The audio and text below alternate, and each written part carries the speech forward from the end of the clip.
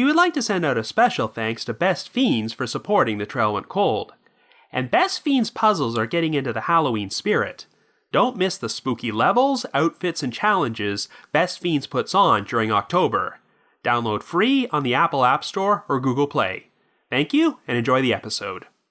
March 5th, 1957. El Paso, Texas.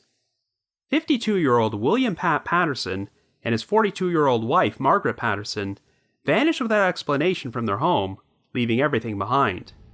10 days later, Pat's accountant receives a telegram from him, stating that he and Margaret are on an extended vacation and providing instructions about how to handle their assets and business. However, there is speculation that Pat did not actually write the telegram, and even though evidence eventually emerges to suggest that the Pattersons were victims of foul play, no trace of the couple is ever found. After that, the trail went cold.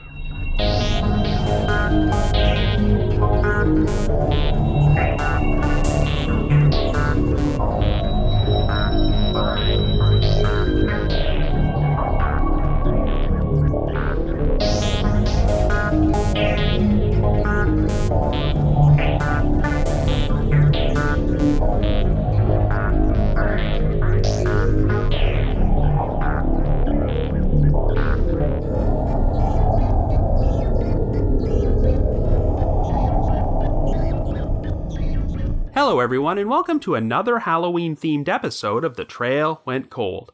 I'm your host, Robin Warder, and today we're going to be covering a missing persons case involving a married couple, the 1957 disappearances of William and Margaret Patterson. As you probably know, every October, it's become a tradition for The Trail Went Cold to count down to Halloween by releasing episodes about creepy mysteries which have some sort of Halloween slant to them. Well, the reason I selected this particular story is because it has achieved some notoriety in El Paso, Texas, because the house where the Pattersons once lived is believed to be haunted. Over the past several decades, there have been rumors of strange noises and occurrences taking place at that house, which has fueled speculation that the missing couple's remains might still be on the property somewhere. But if that's all there was to this story, I wouldn't be covering it.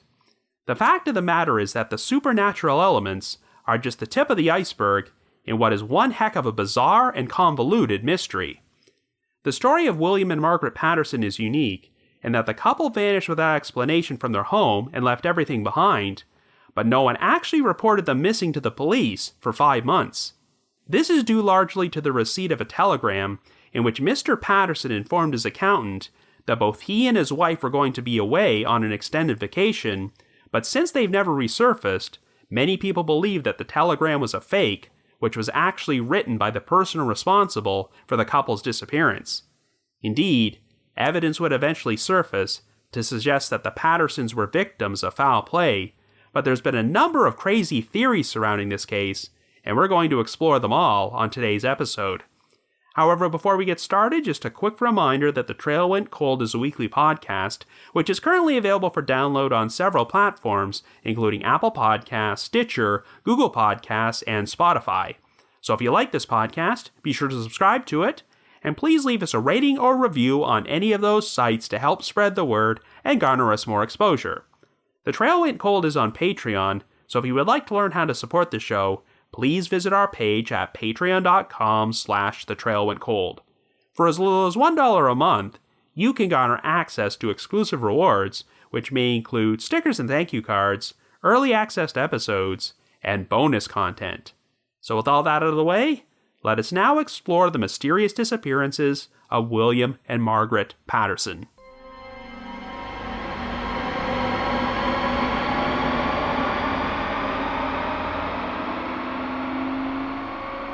Our story begins in El Paso, Texas in 1957.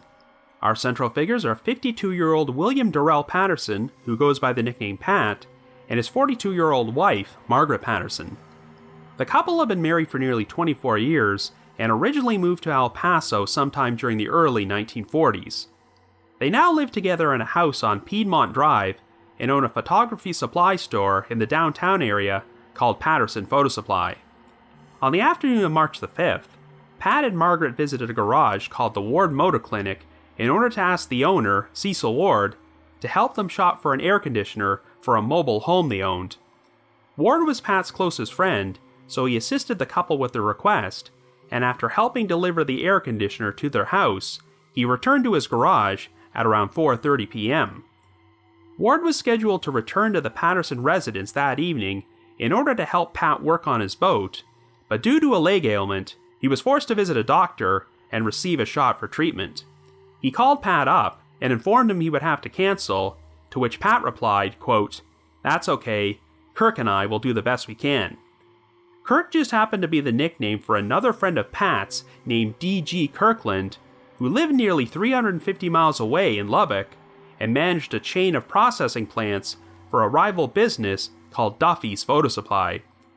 He was visiting El Paso at this time, and on the evening of March the 4th, Kirkland, Ward, and Ward's wife were invited to the Patterson residence for dinner, and the two men would also help Pat work on his boat.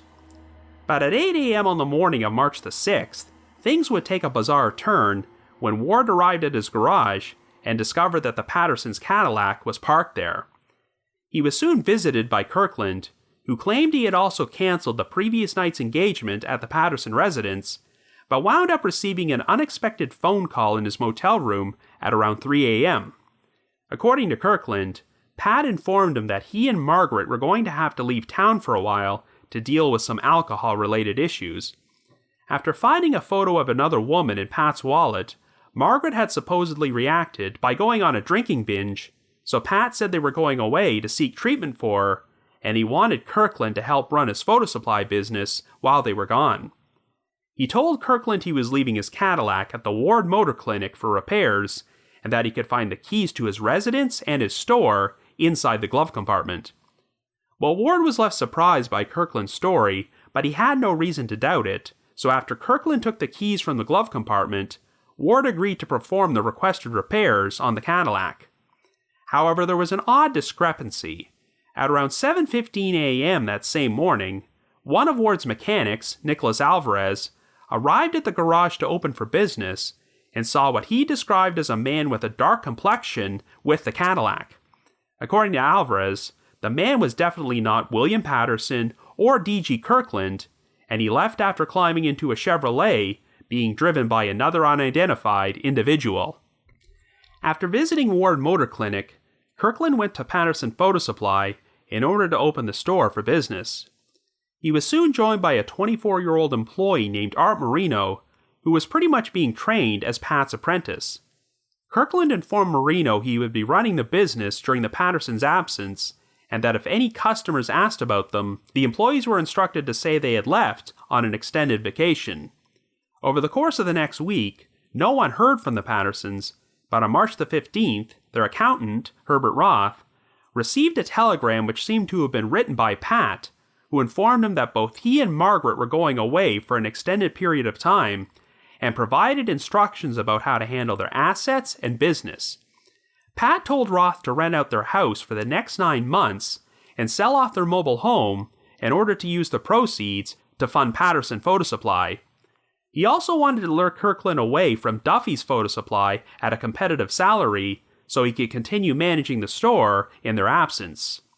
Pat and Margaret had been planning to travel to Washington, D.C. in April in order to attend a National Photographers Association convention, but Pat told Roth to ask Art Marino to cancel their hotel reservations.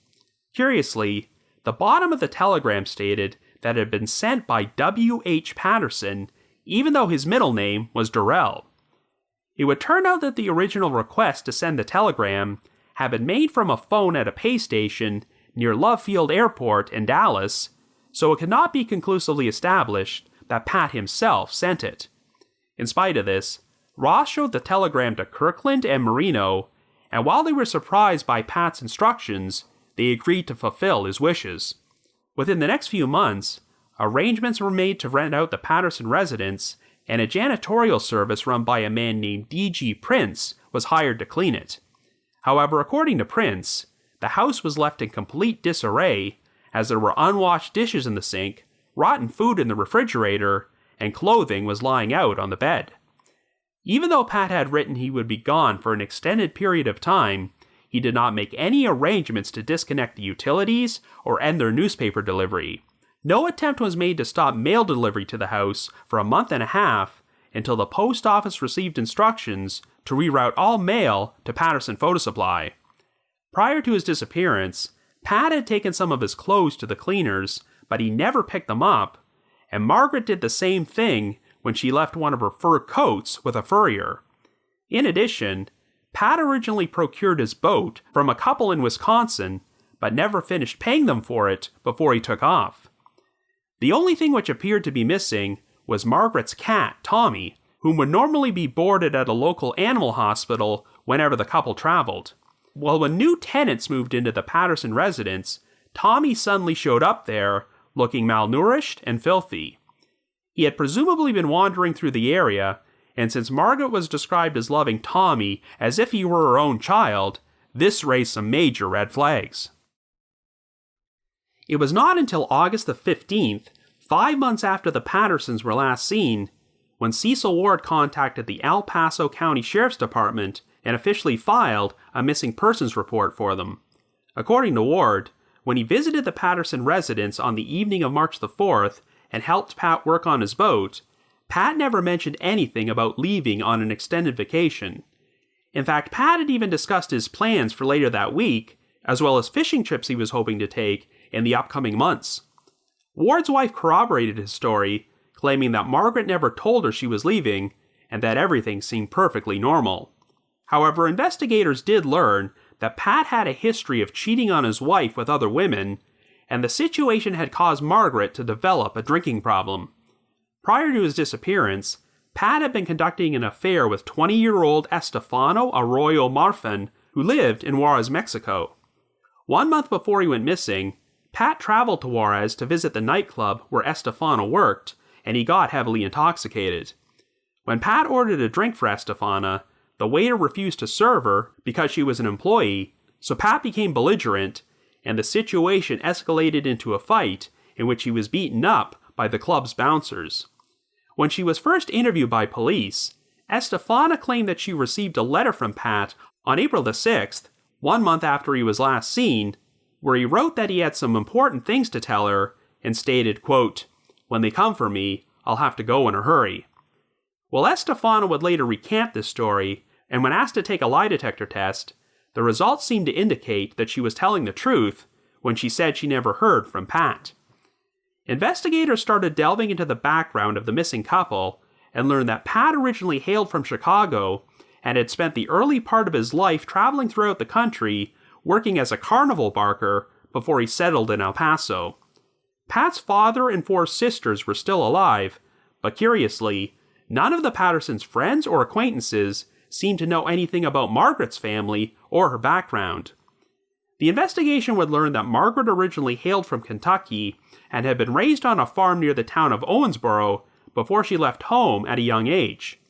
She eventually met Pat, but since her family did not approve of him, Margaret completely cut herself off from them after they got married. Even though Margaret had 6 siblings, none of them had actually seen or heard from her for nearly 20 years and assumed she was dead. The most concerning thing about the Pattersons' disappearance was that their bank accounts were never touched after they left. A court of inquiry would be scheduled for June of 1958, but on May the 29th, only a few days before it was set to begin, the couple's lawyer received a letter which was postmarked from Laredo, Texas, and appeared to have been written by Pat. Once again, he provided instructions about how to dispose of his property and business, writing, quote, "We will not be back to El Paso, and by the time you get this, we will be out of the country, and nobody can find us," end quote. Pat wanted a 1/4 share of his photo supply business to be divided among Herbert Roth, Art Marino, and a photo supply salesman friend of his from Albuquerque, New Mexico, named Doyle Riley. The remaining quarter share would then be divided up among Pat's other employees. As far as property, Riley would receive the Pattersons' vacation cabin, tools, boat, and Cadillac, while Marino would get their house and furniture. The letter also provided instructions to send monthly $100 payments to Pat's elderly father, Luther Patterson, who was currently living in Missouri. While the letter itself was typewritten, There was a handwritten signature at the bottom, and unlike the telegram from the previous year, it had the correct middle initial, W.D. Patterson. Well, experts compared the signature on the letter with known samples of Pat's handwriting, and while there were a number of similarities, there were also enough discrepancies to prevent them from conclusively saying that the W.D. Patterson signature originated from Pat. But it turned out the letter had no legal value anyway, since no one had actually witnessed Pat sign it, and since Margaret was technically a co-owner of Patterson Photo Supply, her signature would also be required for the instructions in the letter to be valid. In spite of the suspicions about the letter, Pat's family was not overly concerned about his disappearance and figured he would eventually resurface. In fact, one of Pat's sisters, Mildred Patterson Boris, refused to travel to El Paso for the court of inquiry, stating, quote, "We'll just wait and let them come back when they want to." Pat's father, Luther, did agree to travel there to testify, but hinted that because of his son's previous experience working with the carnival, it was not uncommon for him to move around a lot. Luther stated, quote, "I always knew Pat and Margaret would take off like this someday, but I figured it would be 4 or 5 years away. They're not dead. My boy has done things like this before. He made his living doing sleight of hand tricks." End quote. D.G. Kirkland testified at the court of inquiry and recounted his story about receiving the 3 a.m. phone call from Pat prior to his disappearance, but this time, Kirkland acknowledged that because he was so sleepy when he received the call, he could not be 100% certain if the voice on the line was actually Pat. After managing Patterson Photo Supply for a few months, Kirkland decided to buy controlling interest in his previous employer, Duffy's Photo Supply. He subsequently returned to Lubbock, though he would still make trips back to El Paso to check in on the Patterson business. When the court appointed Herbert Roth to the position of receiver for Patterson Photo Supply in early 1958, Kirkland resigned from the company. The original owner of Duffy's Photo Supply was a friend of Pat's named Duffy Sasser, and during the early stages of the investigation, Sasser told police that he had received a series of phone calls from Pat in Florida after the couple went missing, where Pat informed him that he was taking Margaret to help her recuperate from a nervous condition. However, by the time he testified at the court of inquiry, Sasser completely recanted his story. He claimed that he only lied because Pat had once told him that if he ever disappeared, Sasser was to act as if everything was alright because he would be returning soon. In the end, the court of inquiry failed to reach a conclusion about the circumstances of the Pattersons' disappearance. By the end of the year, Art Marino was managing Patterson Photo Supply and had moved into the couple's former residence with his wife, but the business would be sold off to new management in 1962. As the years went on, there were numerous reported sightings of the Pattersons throughout the United States and Mexico, including a few witnesses who claimed to have seen them checking into a hotel in Val del Bravo, but none of them ever panned out.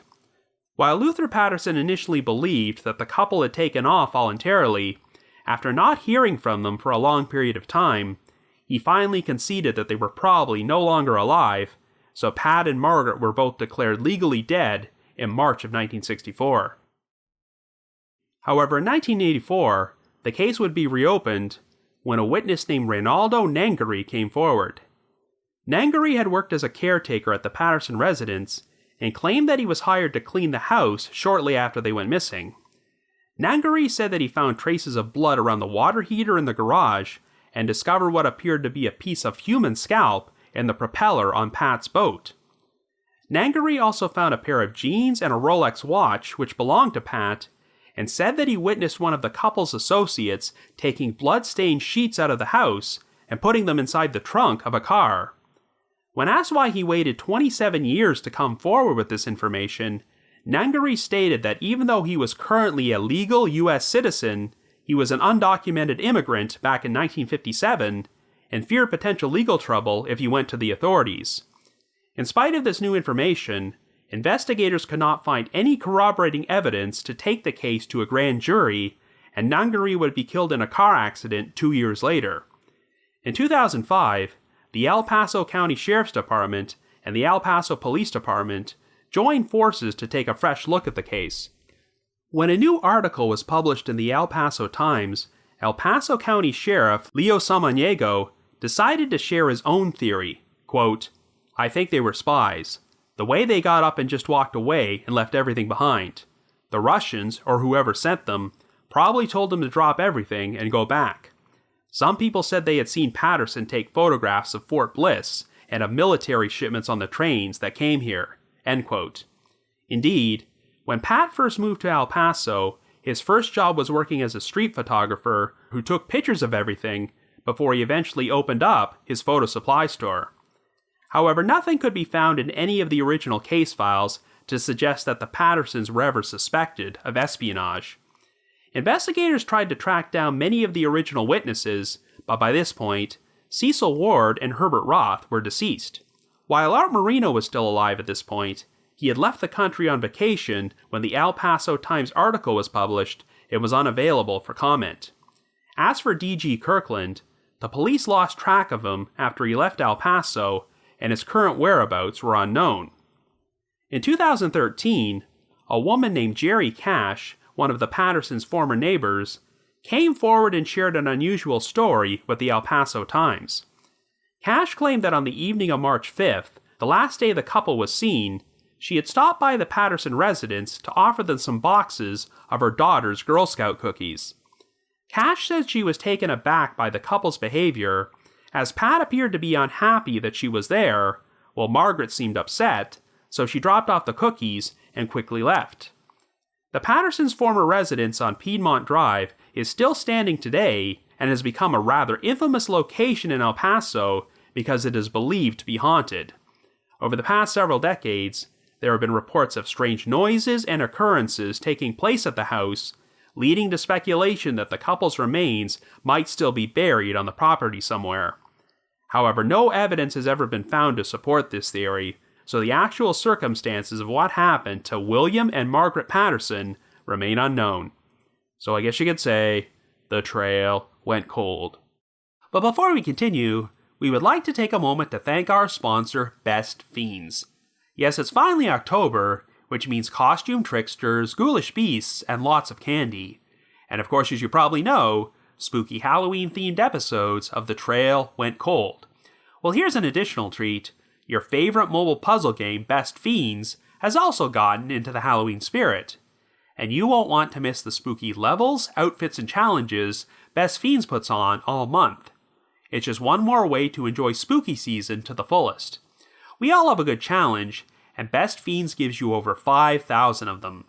More levels, events, and challenges are added all the time, which means you don't have to choose between binging and boredom. In fact, you might find yourself wondering how you ever found the time for a dull moment before. I certainly haven't had many moments of boredom since starting Best Fiends last year, and I've nearly reached level 850 and hope to finally conquer it by Halloween. In fact, the game's decision to add its own Halloween-themed levels and challenges this month has only made me more motivated to play it, and I'm sure you will feel that way as well. So download Best Fiends free today from the Apple App Store or Google Play. That's friends without the R, Best Fiends. Thank you, and enjoy the rest of our Halloween-themed episode.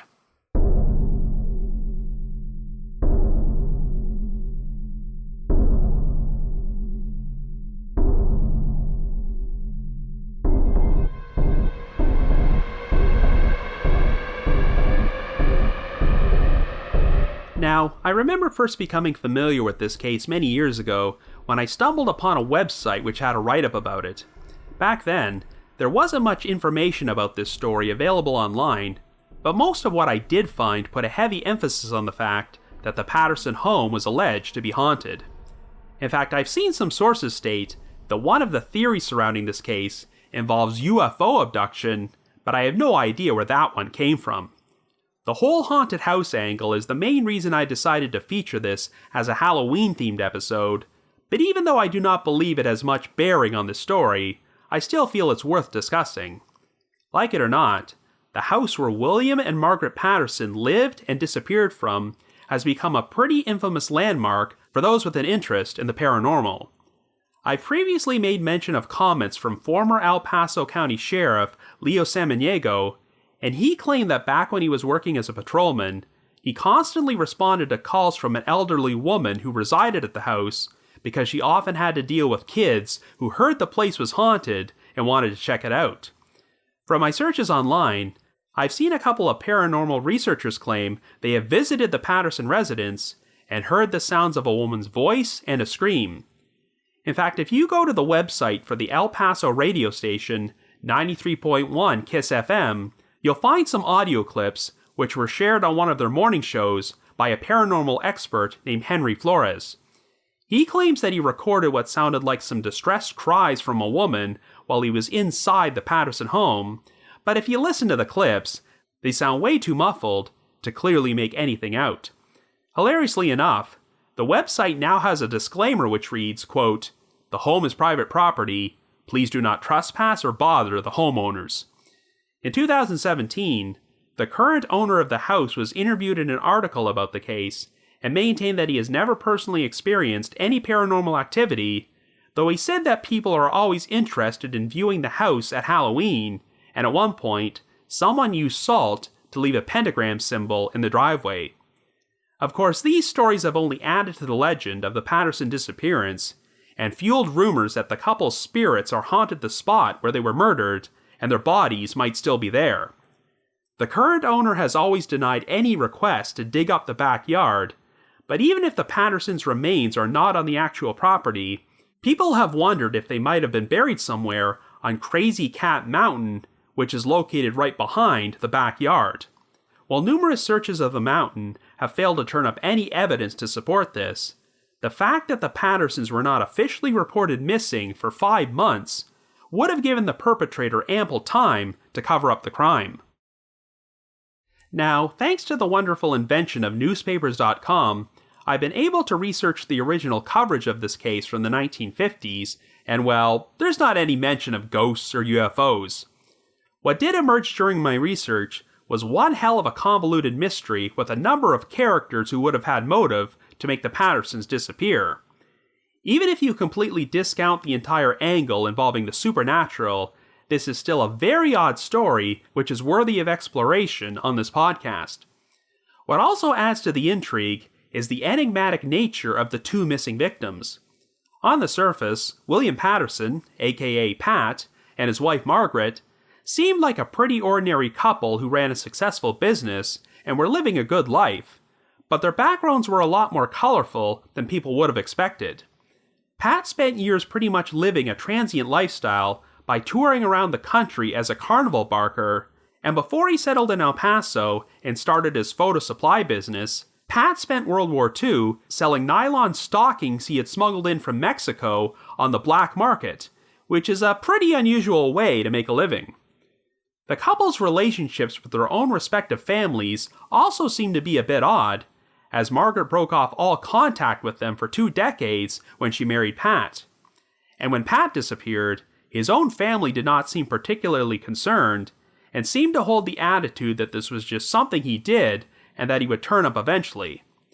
Given the circumstances, I can almost see how this odd theory about the Pattersons being spies came about, but we'll talk more about that in a little while. And another theory which came up that I'll eventually be exploring is that Pat could have killed Margaret and taken off on his own. But first, let's talk about the circumstances of how the Pattersons went missing. They left their house in complete disarray, and it sounds like virtually all of their personal items, including their Cadillac, were left behind, which is why it was hard to imagine them taking off voluntarily. In fact, I'm not sure people would have put any stock into that theory at all if 2 separate letters supposedly written by Pat hadn't shown up over the next year. The story provided in the initial telegram sent to Herbert Roth 10 days after the couple's disappearance is that Pat and Margaret were going to be on extended vacation for several months, which is why Pat provided Roth with instructions for how to handle his business affairs. But of course, the problem is that since this telegram was sent by someone who phoned in instructions to a Western Union office in Dallas, there is no concrete proof that Pat actually sent it. Since this was 1957, there were far fewer restrictions on this sort of thing, so theoretically, anyone could have traveled to Dallas and sent the telegram in Pat's name. Indeed, it looks suspicious that the telegram was signed W.H. Patterson when Pat's middle initial was D, but to be fair, it sounds like this telegram was transcribed from the person who originally sent it, so it's possible an employee from Western Union could have made this mistake. Now, if this telegram was a fake, I'll state right up front that the first person who seems like a natural suspect is D.G. Kirkland. As you recall, Kirkland claimed that during the early morning hours of March the 6th, he received a phone call at his motel from Pat, who told him that he and Margaret were taking off for a while, and asked Kirkland to run his business and get repairs done on his Cadillac while they were gone. Now, Kirkland lived in Lubbock and helped manage a rival business called Duffy's Photo Supply, but it's very interesting how he wound up purchasing controlling interest in Duffy's later that year. Admittedly, I don't know anything about Kirkland's personal finances, but per the instructions in the telegram, Herbert Roth later put up the Patterson residence for rent and sold off their mobile home in order to help fund Patterson Photo Supply. Theoretically, if this helped give Kirkland the necessary funds to buy controlling interest in Duffy's, this gives him a potential motive. Here is the biggest issue with Kirkland's story about the phone call. He claims that Pat told him he would be dropping off his Cadillac at Ward Motor Clinic for repairs and leave the keys to his residence and his business in the glove compartment. But the big complication is the eyewitness testimony of the mechanic, Nicholas Alvarez, who said he saw another man who was not William Patterson drop off the Cadillac at the shop that morning about 45 minutes before Kirkland arrived. This man was picked up by an unidentified person driving a Chevrolet, so this begs the question, who were these people, and how did they fit into the whole thing? If Kirkland was telling the truth about the phone call, why would Pat have someone else drop off the Cadillac for him? What were the Pattersons using for transportation to leave town? Why wouldn't this person have come forward after the couple's disappearance became a big news story? If Kirkland was lying, then it's easy to assume that he was complicit in what happened, and this mysterious man with the Cadillac was involved. He could have hired someone to murder the Pattersons, get rid of the bodies, and drop off the car in order to give himself an alibi. I guess the third possibility is that the phone call did happen, but someone else was impersonating Pat, and Kirkland was telling the truth when he testified that he was too sleepy to realize what was going on. According to Cecil Ward, both he and Kirkland were scheduled to visit the Patterson residence on the evening of March the 5th to help Pat work on his boat, but Ward was forced to cancel because of a leg injury. During his final conversation with Ward, Pat implied that Kirkland would still be coming over, but Kirkland later said that he had to cancel as well, and there's no way to really prove or disprove that. However, what's also interesting is that Kirkland's boss, Duffy Sasser, the owner of Duffy's Photo Supply, was also caught lying. Sasser initially claimed that Pat phoned him numerous times after he disappeared to confirm that he and Margaret were taking off for a while, but then he said these calls never happened and that he made the whole story up. I mean, even though it sounds like Pat was friends with Kirkland and Sasser, they were technically rivals in the photo supply business, so would these guys have had motive to get Pat out of the way? Otherwise, I'm not sure why Sasser would have felt the need to lie about something like this. But before I start accusing both these men, I do have to acknowledge that Dallas, the location where the telegram originated from, is nearly 350 miles away from their hometown of Lubbock and over 650 miles from El Paso. So if the telegram was a fake and did not actually originate from Pat, the responsible party traveled a great distance in order to send it. But of course the real wildcard in this case is the letter which Pat's lawyer received in May of 1958. Unlike the telegram, this actually had a signature from W.D. Patterson, though it could not be conclusively determined if the handwriting belonged to Pat. The letter requested that Patterson Photo Supply be divided up among Herbert Roth, Art Marino, Doyle Riley, and the rest of the employees. There are a couple of sources out there which mistakenly say that Doyle Riley's share was supposed to go to D.G. Kirkland, but you can find a photo of the original letter in the newspaper archives, and it definitely says Doyle Riley. I think there's been some confusion over this fact, because some sources state that Kirkland's first name was Doyle, but multiple newspaper articles confirm that the D in his initials actually stood for David. But the distinction between Doyle Riley and D.G. Kirkland is very important. While Kirkland benefited from the instructions provided in Pat's original telegram, he did not actually benefit from the instructions in this letter. So if the letter was a forgery, what motive would Kirkland have had to write it? The instructions about Pat's father receiving monthly payments of $100 does seem like one of those authentic details which suggest that Pat himself wrote the letter, but I cannot ignore the timing of it arriving only days before the start of the court of inquiry. Someone may have had a vested interest in giving off the false impression that Pat was still alive. Now, since Margaret's signature was not on the letter, none of the instructions provided had any legal value, but Doyle Riley was someone who would have benefited since he was supposed to receive the Pattersons' vacation cabin, boat, and Cadillac. There isn't much information out there about Riley, aside from the fact that he was a friend of Pat's who lived in Albuquerque, but I've never seen anything to suggest he might be involved. Even though he was set to receive Pat's house, I've never been all that suspicious of Art Marino.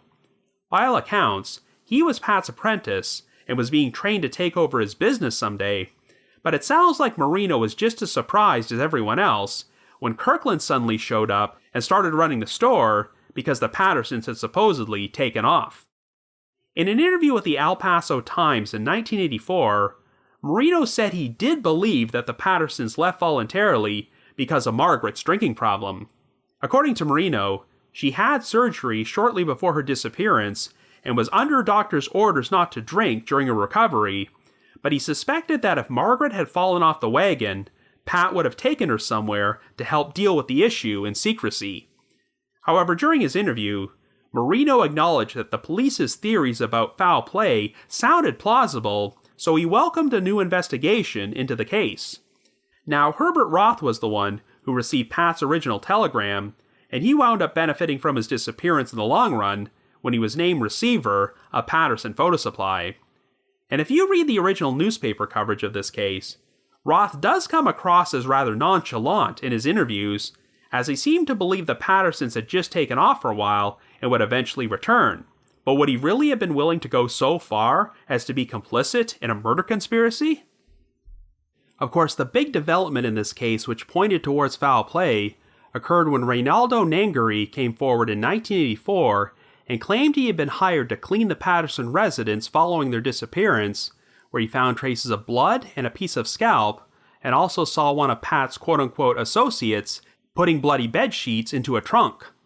They've never publicly released this associate's name, they've never publicly released this person's name, but the problem is that there are a lot of associates in this story. Whoever it was, it doesn't sound like the authorities considered Nangary's account to be strong enough evidence to arrest this person. Now, it's been reported that when the house was put up for rent, a janitorial service owned by a man named D.G. Prince was hired to clean it up, but this was months after the Pattersons disappeared. It sounds like the cleanup which Nangary participated in took place much earlier and was likely done to get rid of any potential evidence which suggested foul play, such as blood. If the Pattersons were murdered inside the house, it might seem weird that the perpetrator would run the risk of hiring someone to clean up their mess, and be brazen enough to remove bloody sheets from the residence while Nangary was there. But by his own admission, Nangary was an illegal immigrant at the time, which is why he did not come forward for 27 years, so perhaps the perpetrator knew this and decided to take advantage of the situation. Now, it's unclear when exactly Nangary was hired to do this, but it's worth mentioning that D.G. Kirkland was the one who immediately had the keys to the Patterson residence in his possession, since he took them from the Cadillac's glove compartment the morning after they disappeared. It's also worth mentioning that 2 days later, on March the 8th, Cecil Ward phoned up Patterson Photo Supply because Pat had recently borrowed his sander to work on his boat, and Ward told one of the employees that he needed it back. Well, later that same day, Kirkland showed up at Ward's garage to give him the sander, so he obviously had access to the house and would have had ample opportunity to get rid of any evidence if a crime took place there. I also find it interesting that a piece of scalp was supposedly found on the boat propeller, which might suggest that Pat was attacked while working on the boat. And while Kirkland always denied that he visited the residence on the evening of March the 5th, Pat's original plan for them was to work on the boat together. Overall, I do think the most logical explanation is that both Pat and Margaret were murdered inside the house before their bodies were disposed of, but I do have to explore the alternate theories that they actually did take off on their own. The fact that the Pattersons left everything behind would seem to go against the theory of a voluntary disappearance, but let's not forget that one of the proposed theories is that they were spies who had to take off in a big hurry. Under normal circumstances, that theory would sound way too over the top, but since it was pushed forward by one of the law enforcement officers on the case, El Paso County Sheriff Leo Samaniego, I have to address it. Obviously, this theory sounds like a Cold War-era Red Scare paranoia, but what's crazy is that Samaniego presented it in 2005, not 1957. It seems like Samaniego is basing this idea around the fact that Pat liked to go around El Paso taking photographs of everything, including military installations, but given that the guy's field was photography, I'm not sure how unusual that really is. I mean, just because the guy can take photos does not necessarily mean he could provide anything useful to foreign spies. The Pattersons' disappearance was only a few years removed from the saga of Julius and Ethel Rosenberg, an American couple who were accused of being spies who provided top-secret information to the Soviet Union before they were convicted of conspiracy to commit espionage and executed. But the key difference is that Julius Rosenberg worked a job which gave him access to top-secret information. William Patterson's employment history included touring around the country as a carnival barker and selling black market nylon stockings from Mexico before he opened up a photography supply business. He doesn't exactly fit the profile as being a prime candidate to be recruited as a spy for the Soviets. Considering that there was nothing in the original files to suggest that the Pattersons were being investigated for espionage, I'd say that Sheriff Samaniego's theory is a bit too larger than life for my liking. But could the Pattersons have had other reasons for taking off? Well, the biggest reason that many of their friends did not believe that was because Margaret left behind her beloved cat, Tommy, and never even attempted to check him into an animal hospital. This seemed to go against the idea of Margaret disappearing voluntarily, but as devoted as she may have been to Tommy, would Pat have had any qualms about leaving him behind? So this brings up an alternate possibility. Could Pat have gone on the run alone because he murdered his wife? Well, the main reason this theory has gained a bit of traction is because of the account from their neighbor, Jerry Cash, who claims she visited the Patterson residence on the evening of March the 5th to leave them some Girl Scout cookies, but noticed that Pat seemed unhappy she was there, while Margaret looked scared. If Cash's account is accurate, then this would technically make her the last person to have seen the Pattersons alive. Of course, you will not find Cash's story in the original newspaper coverage of this case, as it was not reported on for several decades, but Cash maintained that she attempted to share this story with the authorities at the time, and they would not listen. While she did not know the Pattersons well, she always described Pat as quote-unquote mean and unfriendly, and the atmosphere at the house seemed to give Cash the uneasy impression that Pat may have done something to Margaret shortly after she left. Well, it's true that Pat was not exactly the ideal husband, as he had a history of cheating on Margaret, and it sounds like this caused her to develop a drinking problem to deal with the situation. And at the time, Pat was conducting an affair with Estefano Arroyo Marfin, who was over 30 years younger than him. Now, if Pat did kill his wife and go on the run, it would actually fit some of the pieces of the puzzle. If Kirkland was telling the truth about Pat's 3 a.m. phone call to his motel room, Pat's story about taking Margaret away to help her recover from a drinking binge could have been an excuse to cover up the fact that he murdered her. And this would also mean that the telegram Pat sent to Herbert Roth several days later was legitimate because he attempted to buy time and figure out what to do next. Also, Estefano would later claim that Pat sent her a letter in which he wrote, quote, "When they come for me, I'll have to go in a hurry." While Estefano recanted the story, if she was telling the truth, then Pat may have meant he would have to leave in a hurry if the police came after him because they discovered he killed his wife. And if Pat was still alive in May of 1958, then he may have actually sent the signed letter to his lawyer with the instructions of how to dispose of his property and business. But on the other hand, if Pat was hiding out because he committed murder, why would he bother sending a letter over 1 year later? By that point, a lot of people were beginning to suspect he was dead, so there was no real reason to let everyone know he was still alive and give the authorities more incentive to keep searching for him. While the telegraph, the letter, and the phone call to Kirkland do provide possible evidence of Pat still being alive after March the 5th, 1957, there is no evidence of Margaret living past that date, other than some possible eyewitness sightings which may have been mistaken. All that being said, there are still a ton of holes in the theory that Pat killed her. For starters, we have Nicholas Alvarez's account that another man besides Pat dropped off his Cadillac at the Ward Motor Clinic. We also have Ronaldo Nangari's story about an associate of Pat's hiring him to clean up the house, and this person putting bloody sheets inside their trunk. Why would someone else be doing this if Pat was the one who committed murder? And most importantly, Pat's bank accounts were never touched after he went missing, so what exactly was he using to live on while he was in hiding?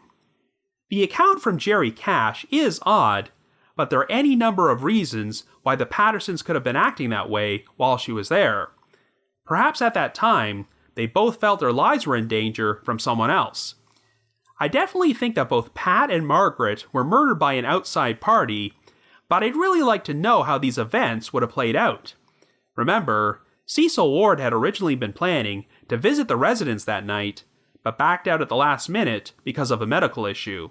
I see no reason to suspect that Ward was personally involved in what happened, because unlike many of the other characters in this case, he had nothing to gain from the Pattersons' disappearance, and he was the first person to officially report them missing, albeit 5 months after the fact. But would things have played out differently if Ward had shown up that night? If Kirkland was involved and lied about visiting the residence, did he decide to kill the Pattersons once he realized Ward would not be there? Was this premeditated murder, or did a violent confrontation spiral out of control? Did Kirkland always have his sights on taking over Pat's business, or was this done out of necessity to cover up what he did? While there are a number of suspicious things about Kirkland, this case is so convoluted that I cannot say with 100% certainty that he was responsible. If he was, Kirkland just seemed to completely drop off the radar sometime during the 1960s, so it's unclear what happened to him or if he's even still alive today. Whatever the case, I think it's likely that foul play took place inside the Patterson residence, and maybe the remains are still on the property or somewhere in the surrounding area. I don't know if I would necessarily say that the couple's restless spirits are haunting the place, but it's only added to the mysterious legend surrounding this unsolved case. So by chance, if you happen to have any information about the disappearances of William and Margaret Patterson, please contact the appropriate authorities. But if you just have your own thoughts about what happened, feel free to leave me a comment or send me an email to robin.warder@icloud.com. That's robin.warder@icloud.com. Now, the reminder that The Trail Went Cold is on Patreon, so please visit patreon.com/thetrailwentcold to learn how you can support our podcast and become eligible for some pretty neat rewards. We produced a bunch of exclusive bonus episodes for our patrons in tiers 2 and 3, and this past month, I released an episode about the 1982 disappearance of Sherry Irely, which was featured on a rather infamous segment of Unsolved Mysteries, where a psychic pointed the finger at a potential suspect who may have been completely innocent. And for our patrons in Tier 3, I've also recorded another new audio commentary track, which can be played over a classic episode of Unsolved Mysteries. So to learn more information, feel free to visit our Patreon page. I'd also like to give a shout out to this week's newest Patreon supporter, Laura M., so thank you very much. And before we bring this episode to a close, I'd like to play a promo for another true crime podcast, Unjust and Unsolved. My name is Maggie Freeling. I'm an investigative journalist, and I'm excited to tell you about my new podcast from the Obsessed Network called Unjust and Unsolved. Each episode tells the story of a person who I believe has been wrongfully incarcerated. The Innocence Project gives a conservative estimate that there are over 20,000 innocent people locked away in U.S. prisons. When I learned this, I sent letters to those whose stories haunted me. I heard back from almost everyone. They all wanted to be heard. And so on Unjust and Unsolved, I'm doing just that. I speak with those people, their loved ones, advocates, and lawyers, diving deep into the crimes they were convicted of and presenting the evidence that points away from them. And if it wasn't them, then who was it? Help me search for an answer. You can find Unjust and Unsolved and all Obsessed Network podcasts on Apple Podcasts, Spotify, or wherever you're listening right now. In addition, I need to mention that this coming Saturday, October the 24th, at 8 p.m. Eastern Time, we are going to be holding another one of our live Watch Together marathons in which we view classic segments of Unsolved Mysteries. Given what month this is, we are going to be having a special Halloween-themed live watch containing some of the more memorable paranormal segments from Unsolved Mysteries, and you can chat with myself and your fellow listeners. You can find out more information, as well as the link to our screening room, on our Facebook and Twitter pages, and in the show notes for this episode. Once again, we will be holding it this coming Saturday, October the 24th, at 8 p.m. Eastern Time, and I hope to see some of you there. I also just wanted to give another shout out to my supporters at the Unsolved Mysteries message board at the Sitcoms Online forum and the Unresolved Mysteries subreddit. I need to provide a big thanks to McGill Foote, who edits and assembles this podcast together for me, and Vince Nitro, who composes the eerie music you hear on every episode. And of course, as you probably heard, we've been playing his special Halloween-themed version of the Trail Went Cold theme this month. If you haven't already, you can like us on Facebook, follow us on Twitter, or leave us a rating or a review on Apple Podcasts, Stitcher, Google Podcasts, or Spotify. So have yourself a good week and join us next Wednesday as we present our final Halloween-themed episode of The Trail Went Cold. Thank